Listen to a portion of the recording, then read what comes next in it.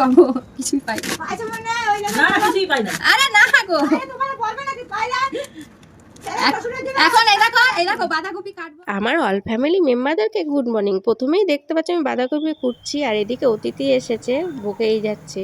তো আমি রান্না করব আজকে নিরামিষ বাঁধাকপি। নিরামিষ বাঁধাকপি করার জন্য প্রথমেই কিন্তু কড়াইটা গরম হয়ে গেছে, তেল দিয়ে তেজপাতা শুকনো লঙ্কা ফোড়ন দিয়ে দিলাম। সেই তেলে দিয়ে দেবো কেটে রাখা আলুগুলোকে লাল লাল করে ভেজে নিলাম। আলু আমার ভাজা হয়ে গেছে, জিরে আদা বাটা দিয়ে দিলাম টমেটো কুচি, দিয়ে দিলাম কিছুটা কাঁচা লঙ্কা। ভালো করে নাড়াচাড়া করে কষিয়ে দিয়ে দেবো কুচিয়ে রাখা বাঁধাকপিগুলো। বাঁধাকপি দেওয়া হয়ে গেছে, এবার আমি দিয়ে দিচ্ছি নুন হলুদ, ভালো করে নেড়ে চেড়ে কষিয়ে দিয়ে দিচ্ছি ঢাকা দিয়ে রান্না করে নেবো কিছুক্ষণের জন্য। তো বন্ধুরা দেখো, আমার বাঁধাকপিটা ঢাকা খুলে দেখে নিলাম কত সুন্দরভাবে হয়ে গেছে। চিনি গরম মশলা ঘি দিয়ে নেড়াচাড়া দিয়ে নামিয়ে নেব। এটা ভাত রুটি পরোটা সব কিছুর সাথেও ভালো লাগে খেতে, কিন্তু অসাধারণ হয়েছিল।